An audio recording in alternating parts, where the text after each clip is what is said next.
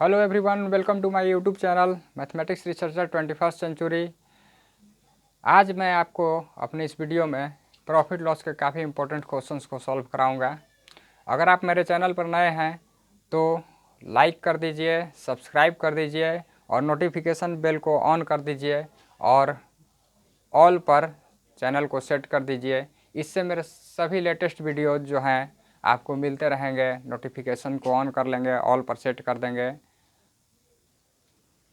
आज की इस वीडियो में मैं कुछ 6 इम्पोर्टेंट क्वेश्चंस बताऊंगा जो लाभ हानि के लिए है। वो केवल सैंपल रहेंगे, लेकिन मैं चैप्टर का फुल वीडियो जो है जल्द ही बनाऊंगा और प्रतिशत विधि से सभी क्वेश्चंस को सॉल्व कराऊंगा। उसमें ना आपको x मानना है, ना y मानना है, ना z मानना है। और मैं सारे क्वेश्चंस को यूं ही केवल 2 या 3 स्टेप्स में काफ़ी इजीली एग्ज़ाम के बेसिस पर सॉल्व करा दूंगा, जो आपके काफ़ी टाइम को बचाएगा एग्ज़ाम्स में। जो आपको टाइम बचाने के लिए एग्ज़ाम्स में काफ़ी फ़ायदेमंद होगा यह मेथड। इसी मेथड से स्टार टीचर्स पढ़ाते हैं और इस मेथड को मैं आप लोगों के सामने इस वीडियो में रिवील करने वाला हूं और आप लोग देख पाएंगे कि कितना यूजफुल है यह मेथड। तो क्वेश्चंस को अब हम लोग शुरू करते हैं। तो चलिए शुरू करते हैं। तो आप लोगों ने देख सकता है टाइम कंज्यूमिंग को कम करने के लिए मैंने बोर्ड पर पहले लिख दिया है। और आप लोग देख सकते हैं कि ये मैंने 4 फार्मूले लिखे हैं। 4 फार्मूला को आप लोग वीडियो पॉज करके लिख सकते हैं। और ये 5वां जो है प्रतिशत विधि है। इसके बारे में मैंने लिखा है क्रैमूल बराबर 100% मानना है। और ये 4 फार्मूले तो आप लोग जानते ही हैं कि लाभ बराबर विक्रय मूल माइनस क्रैमूल होता है। और इन 4 फार्मूलों और एक विधि 5वां।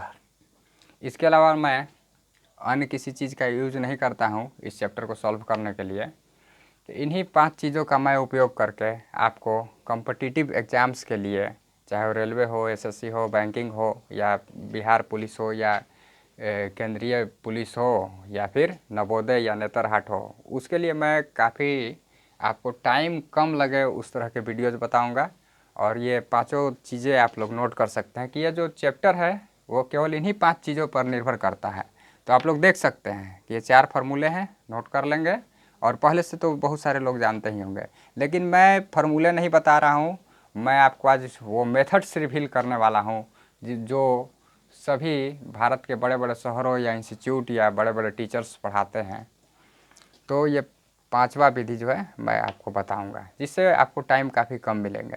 6, 7, 8 क्लास में भी हम लोग प्रतिशत और लाभ हानि पढ़ते हैं, लेकिन वो हम लोग अलजेब्रिक मेथड से सॉल्व करते हैं XYZ मानकर।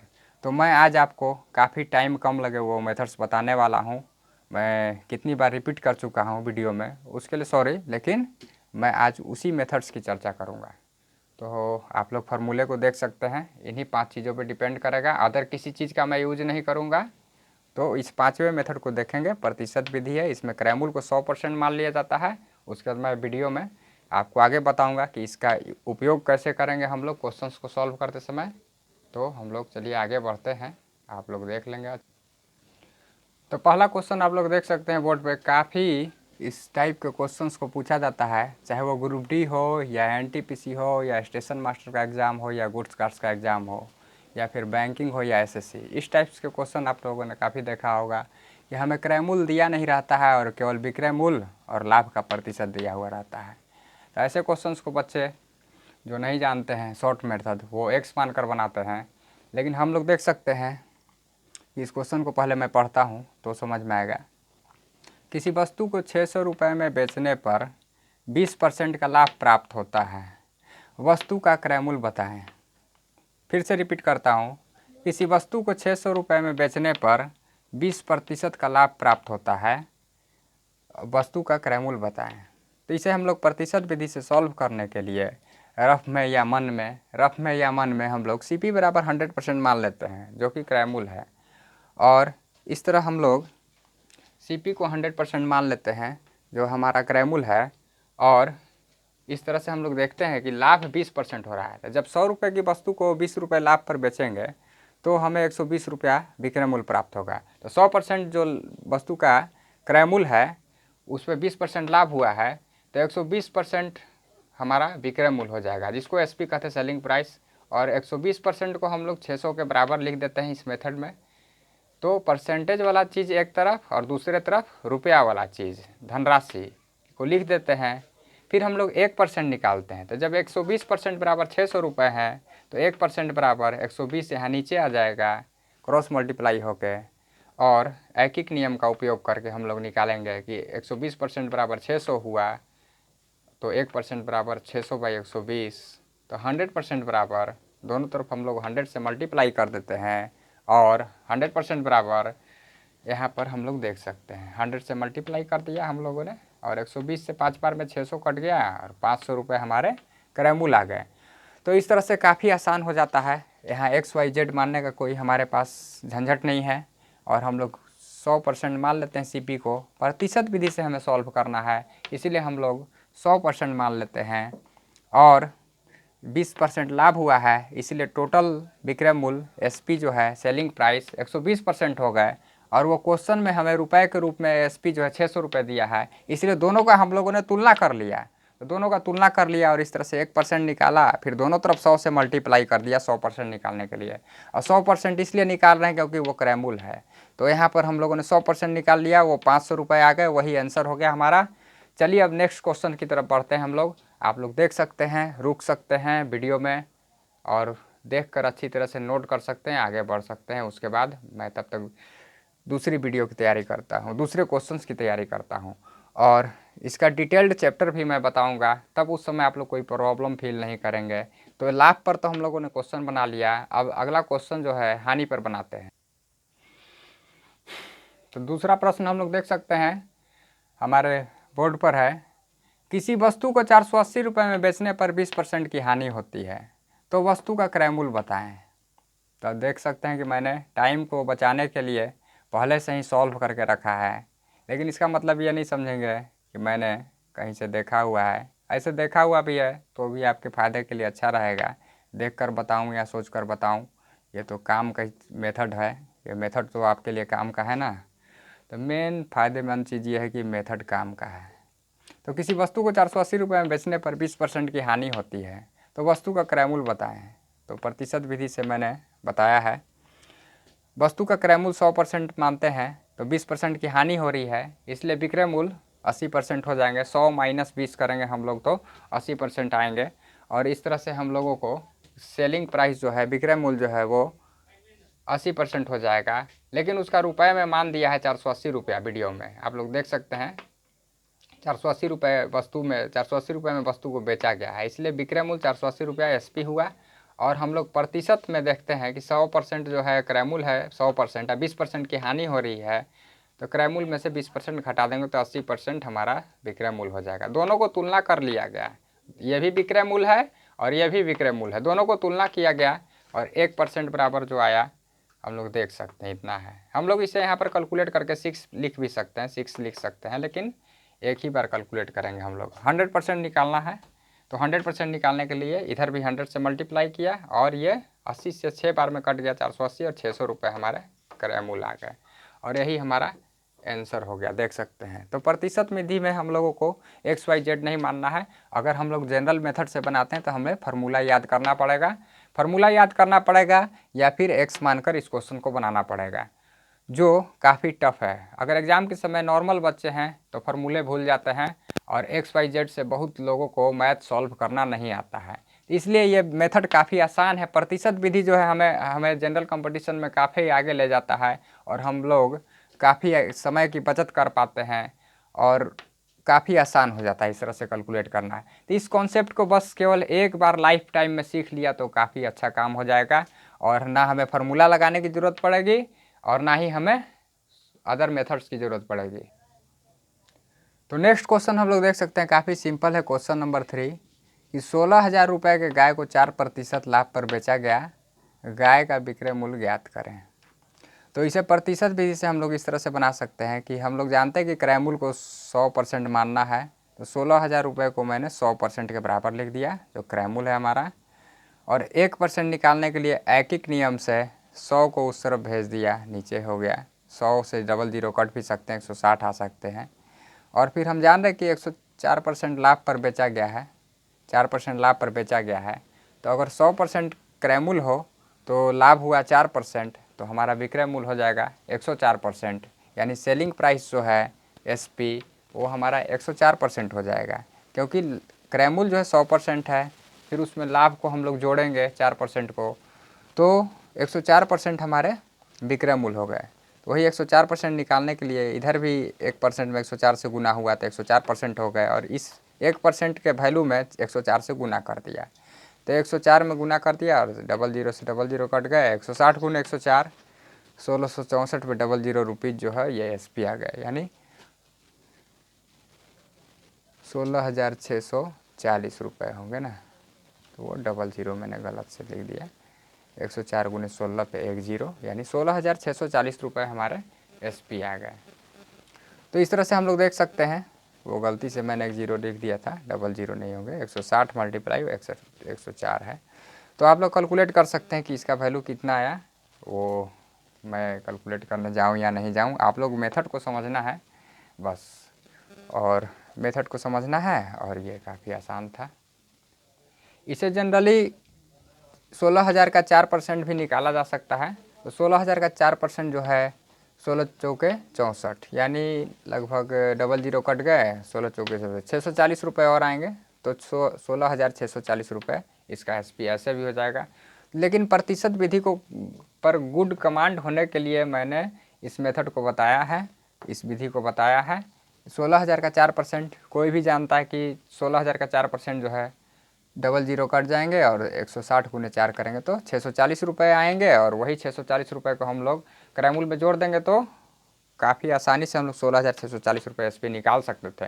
लेकिन प्रतिशत विधि पे गुड कमांड करने के लिए हम लोगों ने इस मेथड को अपनाया है आज। तो इन मेथड्स को स्ट्रॉन्ग करने के लिए मैं इस मेथड से सवालों को सॉल्व कर रहा हूँ, तो आप बुरा नहीं मानेंगे। तो हम लोग देख सकते हैं, ये क्वेश्चन नंबर 4 है। 800 रुपये के एक रेडियो को 10% हानि पर बेचा गया। गाय नहीं, यहाँ पर मैंने लिखना भूल गया हूँ। तो रेडियो का विक्रय मूल्य ज्ञात करें।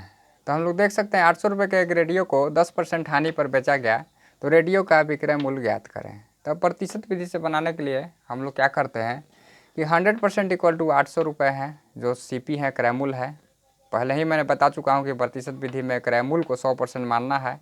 तो 800 रुपये गाय रेडियो का क्रय मूल्य है, इसलिए 100% उसको मान लिया इक्वल टू, और 1% निकाल लिया। 100% बराबर इतना है, तो 1% बराबर 100 को इस तरफ भेज देंगे एक नियम से। और 10% हानि हो रही है, इसलिए हमारा विक्रय मूल्य जो है SP सेलिंग प्राइस वो जो है 90% हो जाएगा। 100 रुपये की चीज़ को 10% हानि पर बेचेंगे तो 90 में बिकेगा। इसीलिए एनी हाउ जब सब 100% क्रय मूल्य है या लागत मूल्य है किसी वस्तु का, तो उसको 10% हानि पर बेचेंगे तो हमारा 90% सेलिंग प्राइस होगा। और इस तरह से 1% बराबर इतना है, तो 90% बराबर इतना मल्टीप्लाई 90, और 100 से 00 कट गए, 8 9 72, 420 रुपीज़ हमारे SP आ गए। इस तरह से हम लोग देख सकते हैं।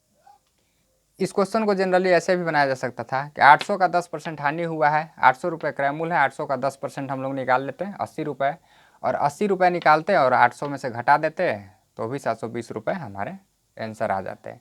ये क्वेश्चन काफ़ी साधारण है, लेकिन फिर भी हम लोग प्रतिशत विधि पर प्रैक्टिस और गुड कमांड करने के लिए इस मेथड से हम लोग बनाना सीख रहे हैं, ताकि हमें बड़े बड़े क्वेश्चंस को स्टेप्स लेते समय प्रॉब्लम नहीं हो। इस विधि से बड़े बड़े क्वेश्चंस आखिर इसी मेथड पे बनेंगे, वहाँ पे ना कोई फार्मूला काम आएगा, और अलजेब्रिक मेथड अगर लगाएंगे XYZ मानकर बनाएंगे तो काफ़ी देरी होगा। तो कंपटीशन में टाइम बचाने के लिए हमें इस मेथड को सीखना होगा। एक और इम्पोर्टेंट क्वेश्चन नंबर 5 है। तो हम लोग देख सकते हैं कि वो RRB इलाहाबाद 2014 में रेलवे के कंपटीशन में पूछा हुआ है, जो काफ़ी इम्पोर्टेंस रखता है। इस तरह के प्रश्न भी एग्ज़ाम्स में आते हैं, और काफ़ी मेहनत नहीं करने के लिए आपको प्रतिशत विधि से हल करना होता है। तो 570 रुपये में एक सूटकेस को बेचने पर 5% की हानि होती है। तो अगर 100% हमारे क्रय मूल्य हुए, यानी CP 100% है, क्रय मूल्य 100% है, तो 5% की हानि हो रही है, तो 95% हमारा विक्रय मूल्य हो जाएगा। तो हम लोगों ने लिख दिया है 95% बराबर 570, जो पहला विक्रय मूल्य है वस्तु का। पहला विक्रय मूल्य इसलिए बोल रहा हूँ कि दूसरा बार भी विक्रय मूल्य ही ज्ञात करना है हमें। इस क्वेश्चन में क्रय मूल्य ज्ञात नहीं करना है, यानी 100% ज्ञात नहीं करना है। तो 95% जो है 570 रुपये के बराबर हो जाएगा। 5% हानि पर विक्रय मूल्य है यह 570 रुपये, तो 95% विक्रय मूल्य है 570 रुपये के बराबर है। 1% निकाल लिया हम लोगों ने, तो 570/95। और 5% लाभ प्राप्त करने के लिए सूटकेस को कितने में बेचना होगा। तो फिर से हम लोग देख सकते हैं कि क्रय मूल्य नहीं पूछा जा रहा है, विक्रय मूल्य पूछा जा रहा है। तो 100% वस्तु का अगर क्रय मूल्य है तो 5% लाभ पर अगर बेचा जाए, 5% लाभ पर अगर बेचना है तो हमें वस्तु का दाम 105% रखना होगा। तो हम लोगों ने देखा कि लास्ट में 105% निकाला है। तो 1% का वैल्यू इतना है, तो 105% का वैल्यू 1% में 105 से मल्टीप्लाई कर देना है। तो इस तरह से कैलकुलेट करके हम लोग 19 के टेबल से कटा सकते हैं, 19 के पहाड़ से कटा सकते हैं, और इस तरह से 630 रुपये आ गए हम लोग। और ये मेथड यहाँ पर भी हम लोगों ने देखा कि इस क्वेश्चन में इस तरह से हम लोग को मेथड कैसे लगा। नॉर्मल मेथड से आप लोग बनाते हैं तो कितना समय लगता है और कैसा समय लगता है, और इस मेथड से आपको क्या फ़ायदा तुलना कर सकते हैं।